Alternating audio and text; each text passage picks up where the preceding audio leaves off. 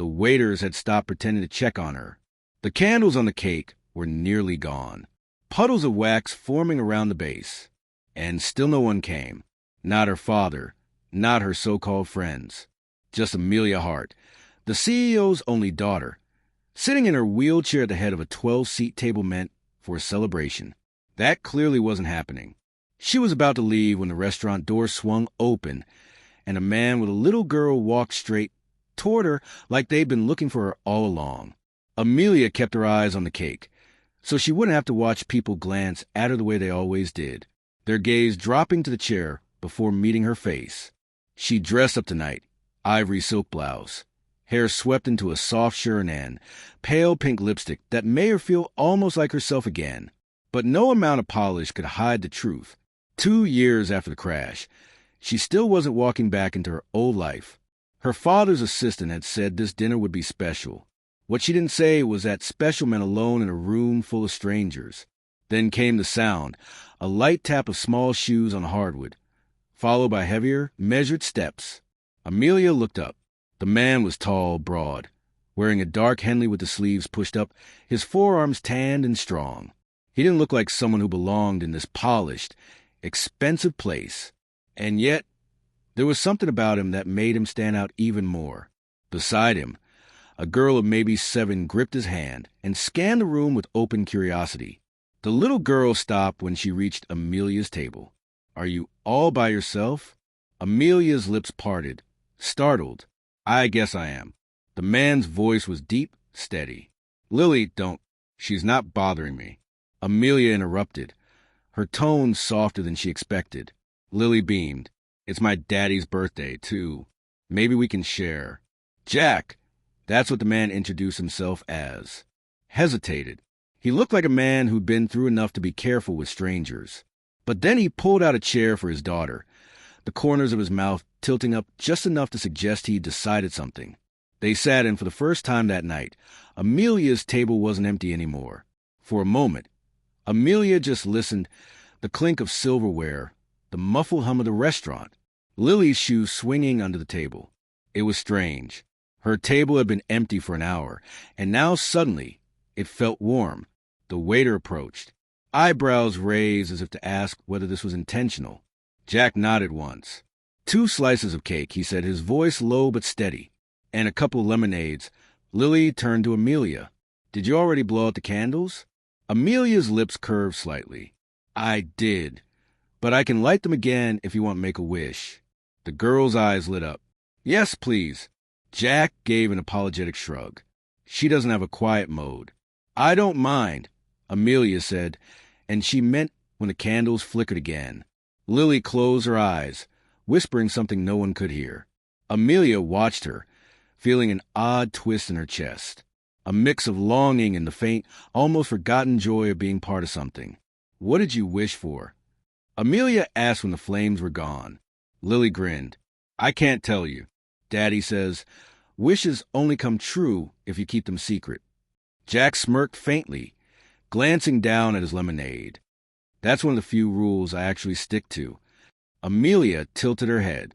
"You don't like rules?" "Some rules keep you safe," he said. "Others keep you trapped." Something in his tone made her curious. But before she could ask more, Lily was rearranging the cake slices, so they touched. "Now it's one big cake," she declared proudly. Amelia laughed soft and genuine, the kind of laugh she hadn't heard from herself in months. So Jack said after a beat, "Were you waiting for someone tonight?" Her fork hovered midair. "I was, but I guess they had other priorities." His eyes met hers, not pitying, just understanding. "Hap more often than people admit." Amelia glanced at him, wondering what story sat behind that line. There was a weight in his voice that didn't belong to casual conversation. "Come to the park with us tomorrow," Lily said suddenly. "We're feeding the ducks." Amelia opened her mouth to say no. The park wasn't a place she went anymore. But something about Lily's hopeful face stopped her. "Maybe," she said softly. Jack's phone buzzed on the table. He looked at the screen, and his jaw tightened just enough for Amelia to notice. Without answering, he slipped it into his pocket. Everything about him told her there was more to his story. And for the first time in a long while, she wanted to know. The next afternoon, Amelia almost didn't go. The thought of navigating grass, uneven paths, and curious stares had always been enough to keep her home. But Lily's voice, bright, unfiltered, impossible to dismiss, kept echoing in her head. So she went. The park was alive with weekend noise. Children chasing each other across the playground. The smell of kettle corn drifting from a food cart. The faint strains of a street musician's guitar. The pond shimmered in the distance, flecked with sunlight.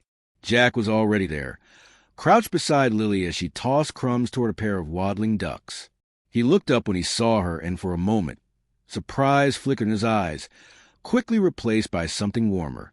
"You came," he said, standing to meet her. "I said maybe," she replied. "This is me turning maybe into yes." His mouth tilted into the smallest smile. "Fair enough." Lily bounded over, waving a paper bag of bread crusts. "Here, you can feed them, too."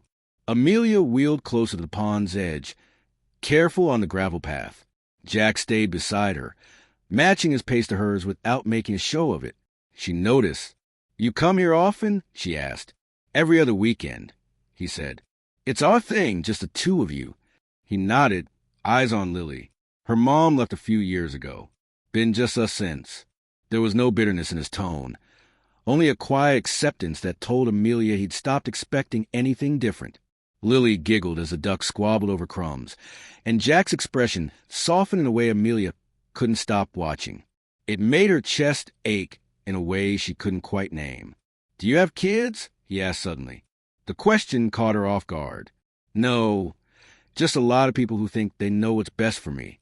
Jack glanced at her chair, then back at her face, the way she wished more people would. "Let me guess, they don't—" She smiled faintly. "Not even close." For a while, they fed the ducks in silence. It wasn't awkward, just easy. But then a voice cut through the afternoon. "Amelia, is that you?" She turned, her stomach tightening. Two women she vaguely knew from charity events were walking toward her. Designer sunglasses perched on their heads, eyes darting between her and Jack. "It's been ages," one of them said brightly, the kind of brightness that stung. "We didn't expect to see you out." Amelia felt the heat rise in her cheeks. Before she could reply, Jack stepped slightly closer, his presence steadying her. "Come on," he murmured. "Let's get you somewhere quieter." And just like that, she let him lead her away. They found a bench tucked beneath an old oak tree, the shade casting soft, dappled patterns over the ground. From here, the noise of the park faded, replaced by the gentle rush of wind through leaves and the occasional quack from the pond. Jack sat on the end of the bench, while Amelia stayed in her chair beside him.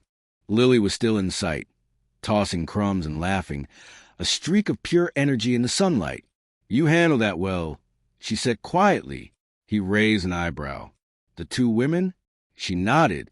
Most people either pretend not to notice the stares, or they notice and make it worse. Jack shrugged, eyes still on Lily. "Stares don't matter. People don't know your story. They don't get to define it." She studied him for a moment. He said it like he'd had to believe it himself. "You talk like someone who's been through it." "I have," he admitted. "Different reasons, same feeling."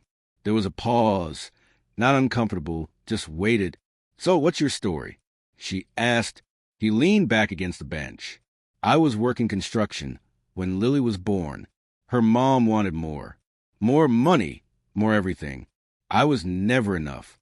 One day, she left and I stopped asking why. My job, my kid, keeping a roof over our heads. That's been my whole world since." Amelia nodded slowly. "She's lucky to have you." Jack glanced at her. "What about you?" "My story." She hesitated. "I used to work for my father's company. Events, PR, charity work. Then the accident. Drunk driver. 2 years ago.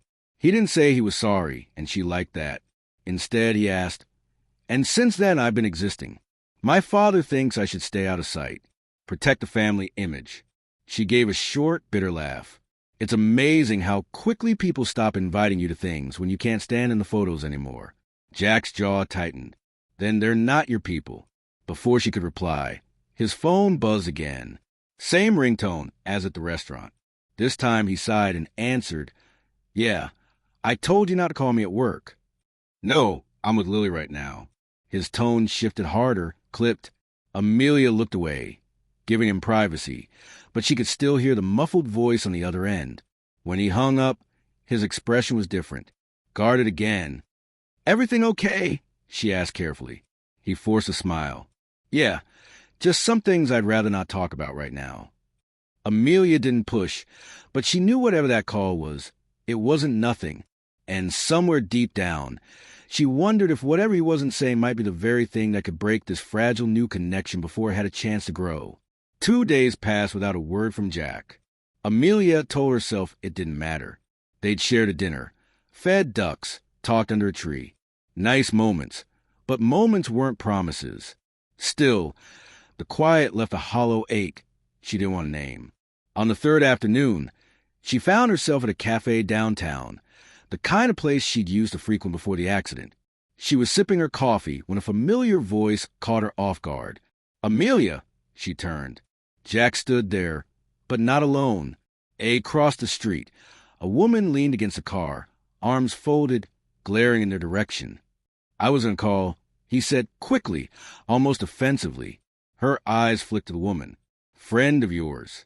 His jaw tightened. Lily's mother. The words landed like cold rain. She came back, sort of. "She's trying to get custody." Amelia stared at him. "Custody? But why?" "She found out I've been taking jobs under the table to keep up with bills." He said, "She's saying it makes me unstable. She's threatening court, and the phone calls her." Every time the pieces began to fit, the tension in his voice, the way he'd shut down. "Why didn't you tell me?" she asked quietly. Jack's gaze hardened. "Because we barely know each other. And because I didn't want you to look at me like that." "Like what?" "Like you are right now. Like I'm one of those cases your father's company might write a check for and walk away from." Her breath caught. "You know who my father is?" "Everyone in this city knows who your father is," he said. "And men like him don't exactly spend their time with people like me, unless they're buying something from us." She felt the sting of his words sharper, because they weren't entirely wrong. "Jack, I'm not my father," she said.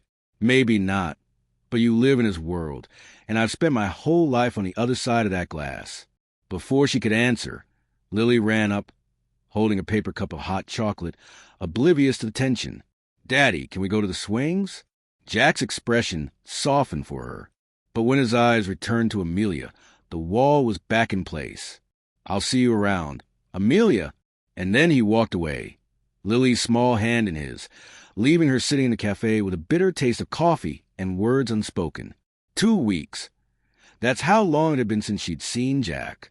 Amelia had replayed their last conversation AH-100 read times. His guarded voice, the wall in his eyes, the way he'd walked away without looking back. Her father's words didn't help. People like him will take what they can get. "Amelia, you're vulnerable. Don't be naive." But she was tired of letting her father dictate who she was allowed to care about. Tired of letting her wheelchair be a cage. And most of all, tired of feeling like she had to stay in the world her father built when her heart wanted someone else. So she made a choice. She found out from the cafe owner where Jack was working a renovation project on an old community center. It was raining the day she went, but she didn't care. She rolled up to the site, water spotting her blouse, hair curling in the damp air. Jack looked up from a stack of lumber, clearly stunned to see her there. "Amelia, what?" "You were wrong," she said, her voice steady despite the hammering of her heart. He frowned. "About what?" "About me. About us," she swallowed. "I don't care about your bank account or your past. I don't care if you've worked jobs on the table or if the world thinks we shouldn't fit together. What I care about is how you look at your daughter like she's your whole world, how you stood beside me when people stared, how you made me feel seen again." Jack was silent, rain dripping from his hair. "And if you think I'm going to let your fear decide for me," she added, "then you don't know me at all." For a long moment, the only sound was the rain on the scaffolding above. Then he stepped closer. Close enough for her to see the warmth breaking through in his eyes. You don't make things easy, do you? He murmured. Not for people worth keeping, she said. A slow smile spread across his face, the first real one she'd seen since that night at the restaurant. And then, without asking, he knelt down so their eyes were level.